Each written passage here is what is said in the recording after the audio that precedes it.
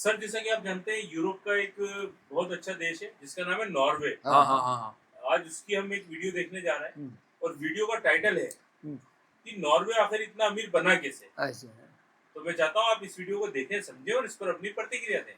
अब साहब जब तक मेरा ये मानना है एक नॉर्वे, अब उसके बारे में मैं जो कुछ सुना था, लेकिन ये बात अभी नहीं हो रहा कि वो गरीब कब था और आमिर कैसे बन गया, ये बात तो अभी तो हमको मालूम पड़ा नहीं है। हाँ, उसके हमने वीडियो जरूर जगह जगह जो बाकी में देखने में इतना खूबसूरत अच्छा शेड देखने को। और अपने साथ साथ में ये भी देखा बाबू भाई कि वो बर्फीला इलाका है। हाँ और अपने उसमें कई वीडियो भी देखी है। हाँ तो मैं कयास लगा सकता हूँ कि बर्फीला इलाका तो मछली भी बहुत होगी वहाँ पर। हाँ तो हो सकता है मछली उत्पादन की वजह से पनप गया हो बाबू भाई। हाँ, ये भी हो सकता है। अच्छा, फिर इसके बाद में क्या जो वहाँ का जो एक बर्फीला देश, तो वहाँ टूरिस्ट भी बहुत आते होंगे, क्योंकि ऐसी जगह में टूरिस्ट जाते हो सकता है कि उसकी वजह से। हाँ, दर्शनार्थियों का भी एक बड़ा वो रिया। हाँ, बहुत बड़ा पड़ेगा।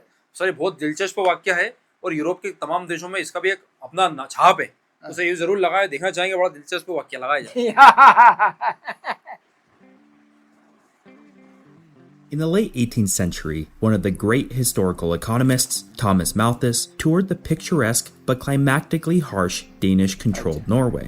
The tiny population that resided lived a meager existence subsisting off of their small farms and whatever they could catch in the sea. The winters shrouded the country in near darkness for half the year. यार बाबू भाई वाकई यार ये तो सर्दी की माल झेल रहा था यार।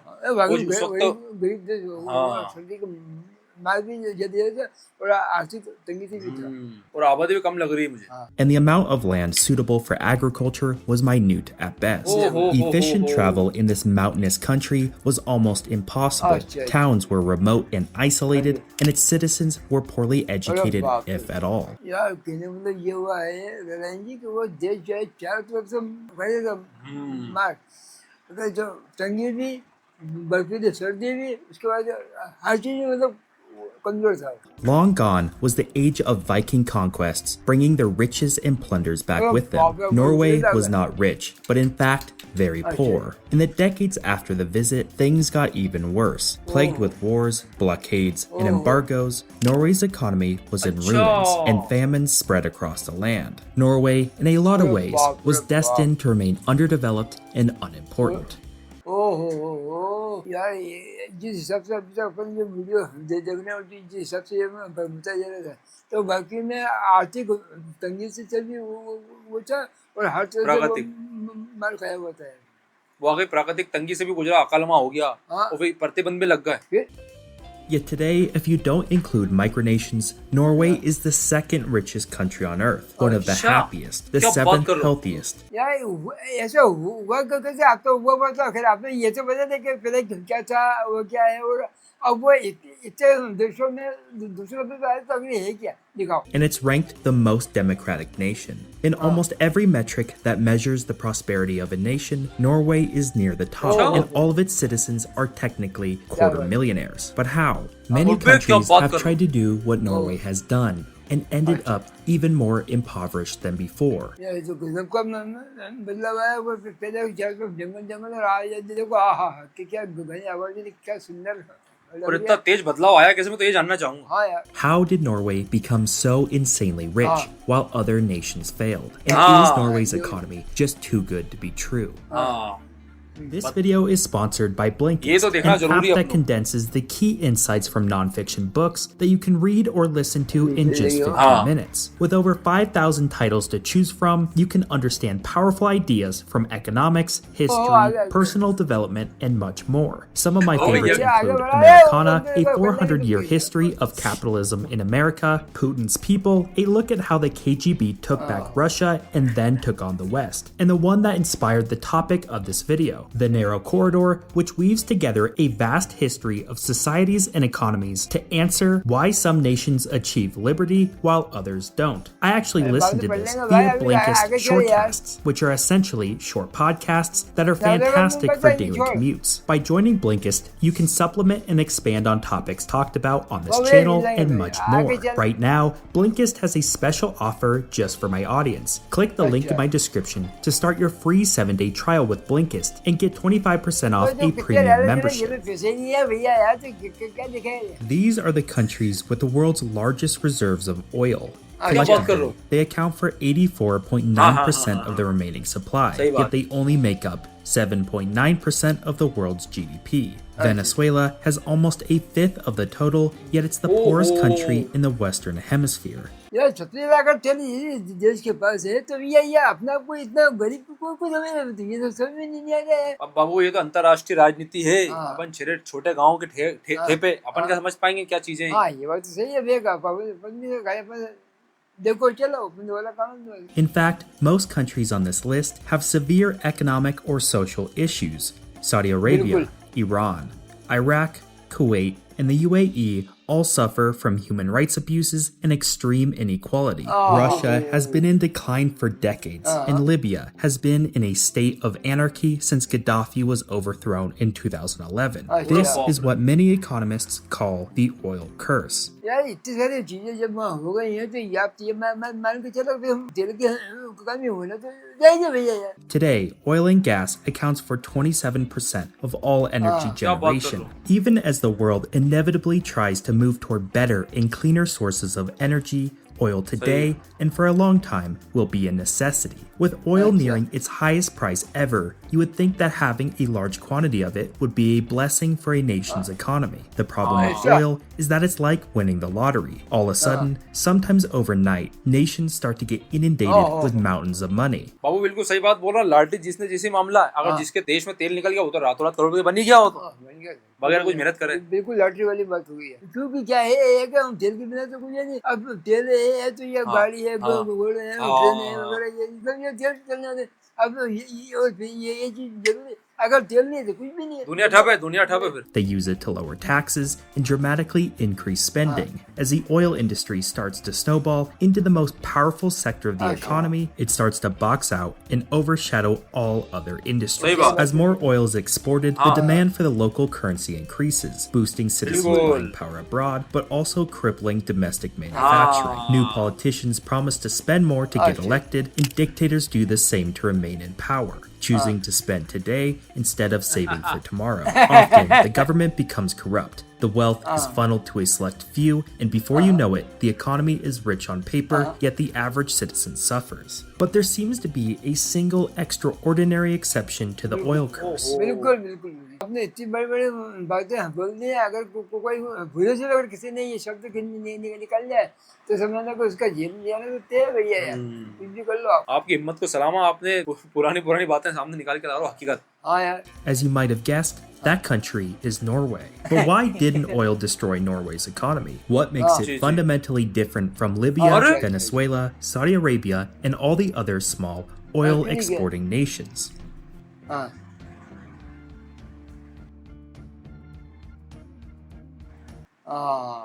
हाँ यार ये जो बहुत बड़ी बात बोली है भैया। बाबू मुझे लग रहा है कि यहाँ पर भी तेल के भंडार होंगे जब भी तेल की बात कर रही है। हाँ वो और हैरानी इस बात पे हो रही है कि अपन ज्यादातर तजुर्बा करते हैं गर्म इलाकों में तेल निकलता है, बर्फीला इलाका यहाँ तेल निकलना दिमाग से बालातर बात। बहुत बड़ी बात है भैया।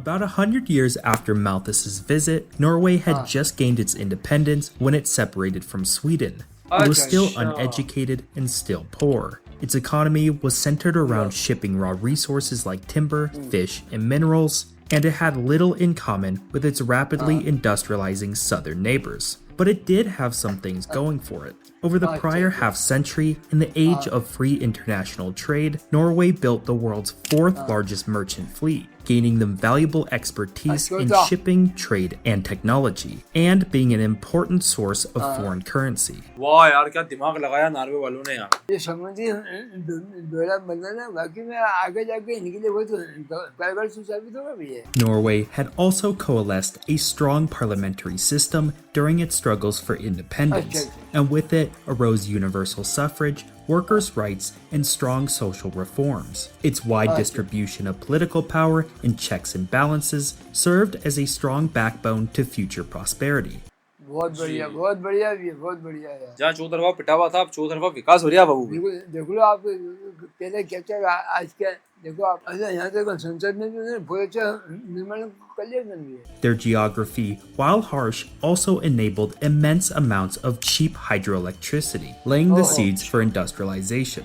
However, almost 75% of all hydropower was owned by foreign companies. The new government saw this as a risk and believed the resources of Norway should be owned by and for Norwegians. A bill was passed limiting such foreign ownership and putting constraints on any attempts at monopolization. अच्छा, जो कुदरती चीजें इनको दुख दे रही थी, उसी को सहारा बना के उसी का काम में लिया और उससे सुख प्राप्त कर रहा हूँ। हाँ यार, ये बना तेरे के साथ मेरे को जैसा लगता है। This experience in controlling natural resources would prove incredibly important later in the story. But all of this coincided with the introduction of new technologies, which significantly reduced the burden of transportation. Railways, roads, and new methods of transmitting communication greatly narrowed Norway's inherent disadvantage against its European neighbors. All of these forces kickstarted rapid economic growth and industrialization. जहाँ तक मैं समझता हूँ बाकी में मैं दवा का यकीनन कोई ना कोई ऐसा क्रांतिकारी उन्हें तो आया होगा जिसने ये सारी चीजें वहाँ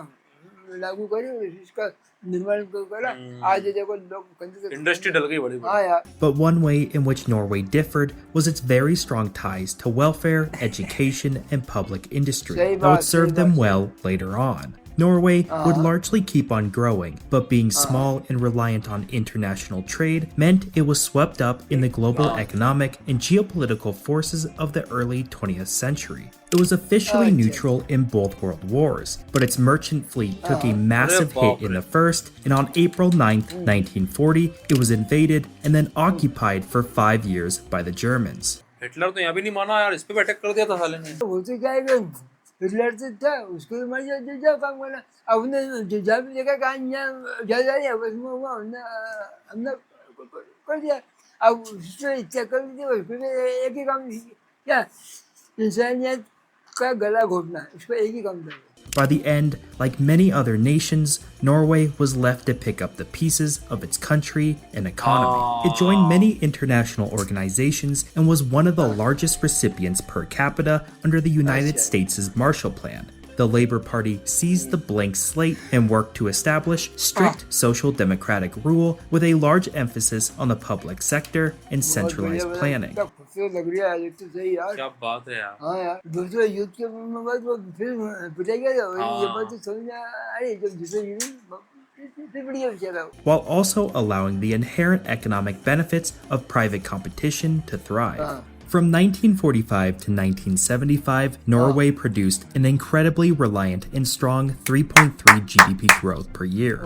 Taxes were some of the highest in the world, but government spending on education shaped the workforce into one of the most capable on earth and had a strong social safety net. मैं आपकी इतनी सराहना करता हूँ कि आप यकीन करो बोलने के मेरा शब्द भी कम पड़ रहा है मैं क्या बोलूं। इतनी मुसीबत आने के बाद आपने जो पिकअप करा है वाकई वो काबिल तारीफ। And inequality continued to fall lower than comparable countries. Inflation remained subdued and unemployment was almost non-existent. Norway's economic performance during this time was strong and steady. मुझे लगा नीचे नहीं जाए वो पारा ऊपर जाएगा।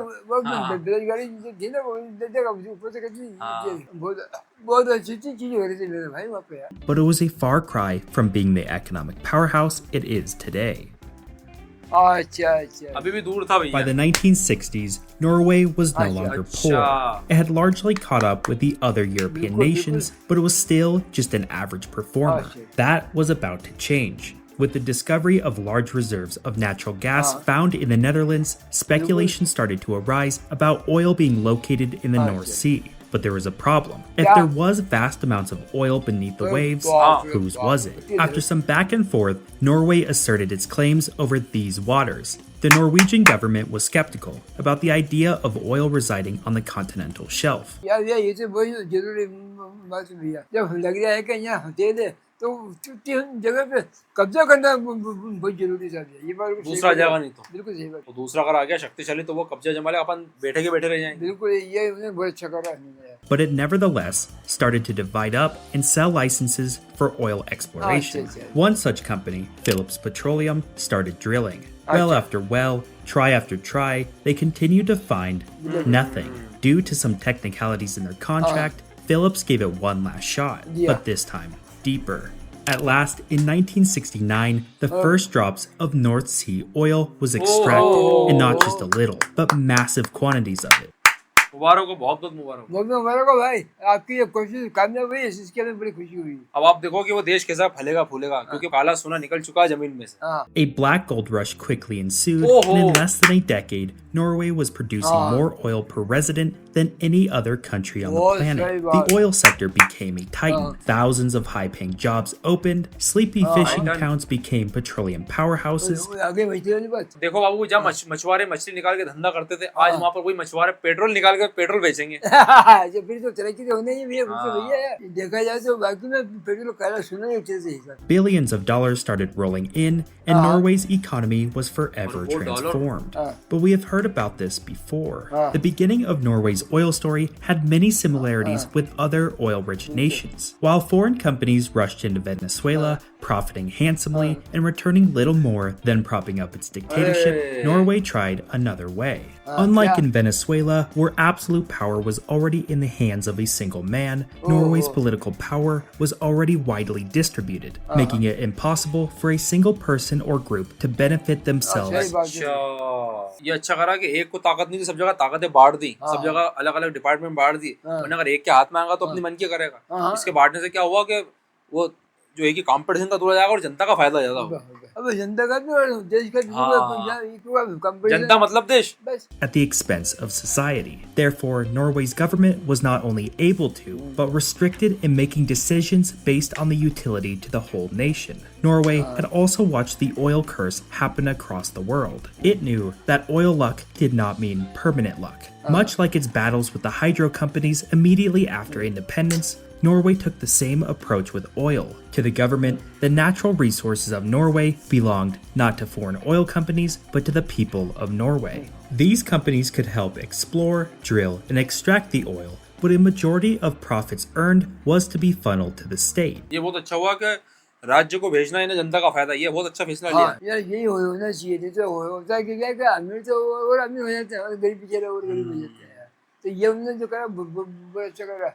At the same time, its own public oil company, Statoil, was to study, replicate, and eventually surpass their expertise. Norway also knew that to squeeze everything out of this opportunity, it needed to not only extract crude oil, but to create its own petroleum processing industry. That meant massive investment in infrastructure, careful central planning, and the generation of its own engineering workforce. It could have easily slashed taxes and blew its lottery on popular policies, but it didn't. It also worried about the petroleum sector dominating the rest of the economy, so it set a 90 million ton per year limit. Oil was not to replace the Norwegian economic engine, it was to become its supercharger.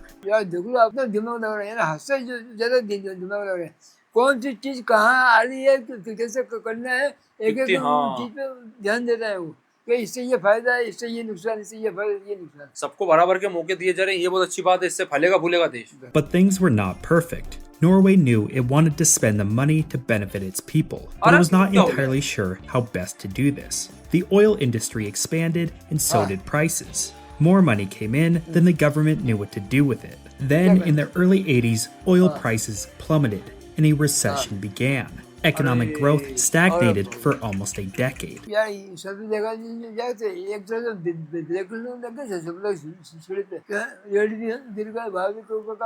A time-old tale about economies based on oil.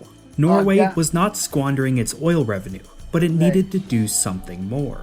When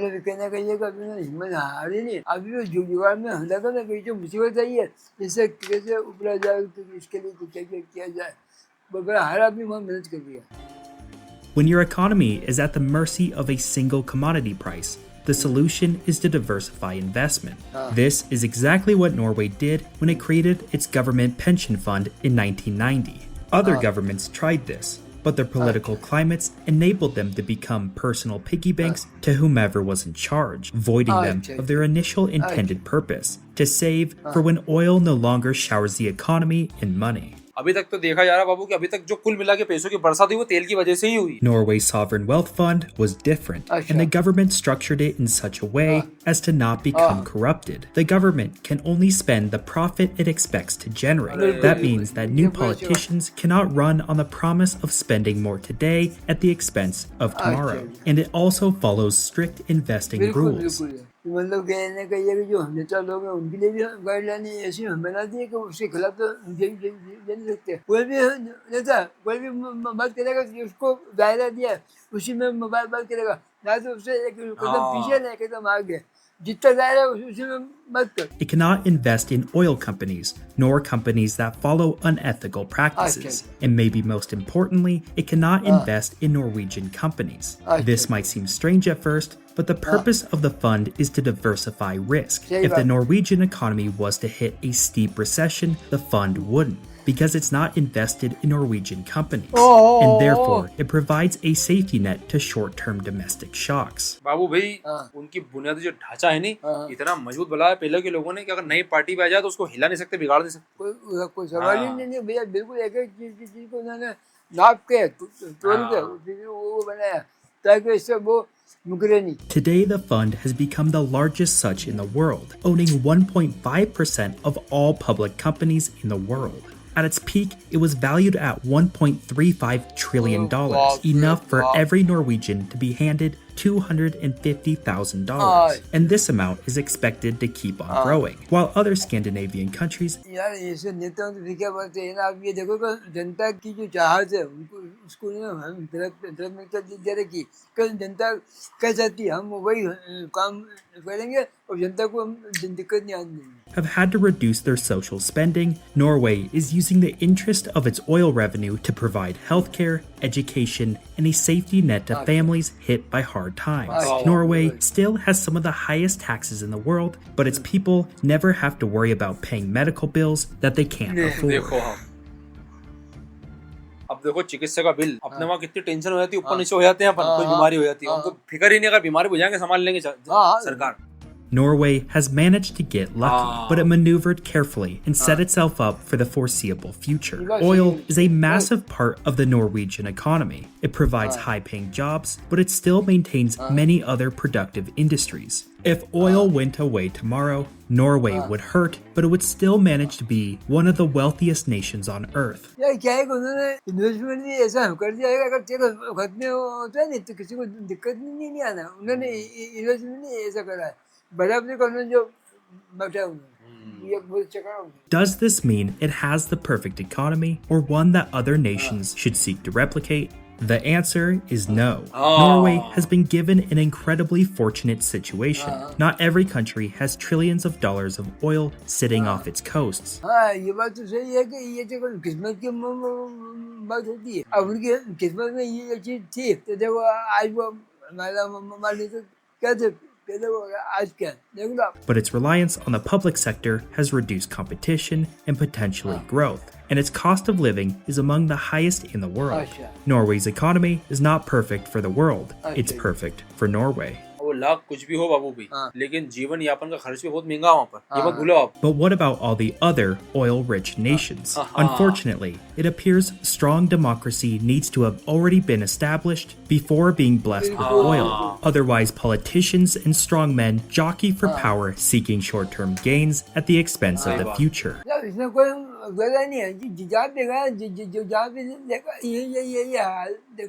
Not only that, but established productive industries must already be in place, along with strong educational institutions to fully utilize the oil revenue's potential. For a more in-depth look at how oil can destroy nations, check out my video on how Venezuela went from being the 4th richest nation on earth to one of the poorest. Norway, in a lot of ways, got lucky, but luck alone can often be fatal for a nation. While most nations squander their oil lottery, dumping money into social spending for votes, buying luxury villas, or sprawling desert highways, वाकई बाबू भाई मैं इनकी बात से सहमत हूँ, क्योंकि वाकई जो देश करते हैं वो ये जो बता रहा है बिल्कुल ऐसे कैसे करते हैं वो और फिर बर्बाद होते हैं साले, और क्या करेंगे। In stuffing the pockets of politicians, Norway invested its money and now lives off the interest. Economics अरे is the वाह study of यार। scarcity. Everything is scarce, particularly luck. Nations that know this tend to thrive.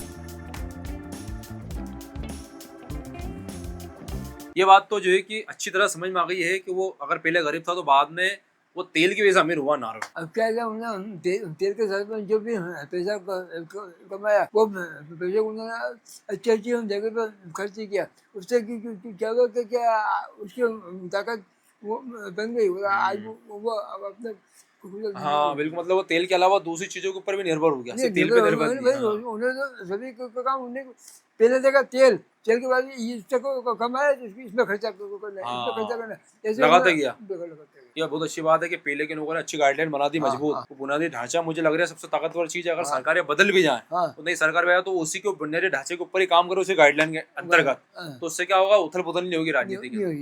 बाकी मुझे आप video देख के एक एक चीज को उन्होंने इतने अच्छे ढंग से समझाया कि अगर हम तो खैर ठीक है, अगर कोई हमसे भी गरीब अनपढ़ हो तो वो भी बात को अच्छी तरह से समझ। और एक चीज और चीज समझ में आई कि इस प्रकार के राजनीति लोग जैसे लोकतांत्रिक व्यवस्था को अगर संभाल लें तो नॉर्वे का दूसरे देश भी सीख लेंगे कि ऐसा आगे बढ़ जाओ, कम समय आगे भी बढ़ जाएगा, तरक्की भी करेगा, उसको आगे जाके कोई दिक्कत भी नहीं आना है।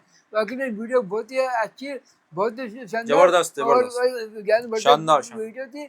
इसी तरह की और वीडियो था फिर आपको जब तक आपको धन्यवाद।